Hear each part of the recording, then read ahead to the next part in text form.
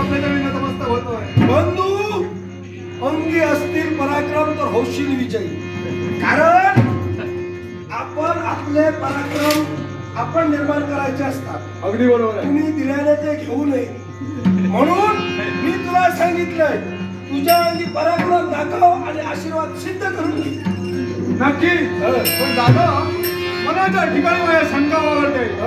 आपण पाताळ होण्याचा त्याग करून जेव्हा कैलास पर्वताच्या पायथ्यापर्यंत आलात, त्याला कारण बंधू, कारणावातून कुठली क्रिया घडत नसल्याने त्याला कारण सुद्धा नसतं.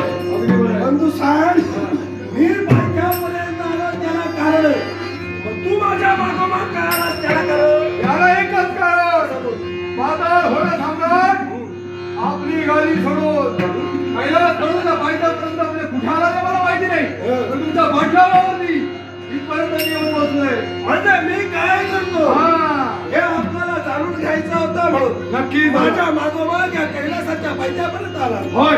ऐक बंधू, इथे येऊन मी काय केलं असेल? एक तास त्याला त्याला शिवशंभू महादेवाची भक्ती केली. होय. या अनुसार आम्हाला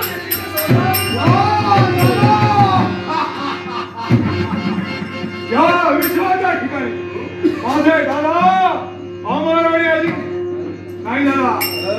या कपटी देवतावर माझा विश्वास नाही. ते कपटी देवतावर विश्वास नाही. तुझ्या बंधूवर तुझा विश्वास नाही का?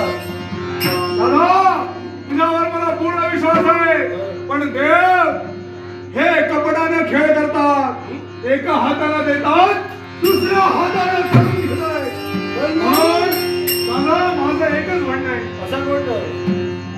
मला जाणून घ्यायचंय की देवानं दिलेलं वरदान हे खरोखरच वरदान दिलं आहे की हाही एक खेळ आहे. मग असं कोण दुर्मिळ मी करावं अशी आपली इच्छा आहे? दादा, शस्त्राला शस्त्र भिडवायला काय हरकत आहे म्हणतोय. शाबास. म्हणजे तुझ्या समर्थ तुझ्या अंगी असणारे पराक्रम मला समजते. माझ्या अंगी पराक्रम, पूर्वीचे पराक्रम आणि आताचे पराक्रम याच्यातील बोलायला जाणून घ्यायचं. त्यातून फरक तुझ्या मनात होय. तुझा विश्वास बसेल, तो तुझा विश्वास बदलण्यासाठी हे म्हणतोय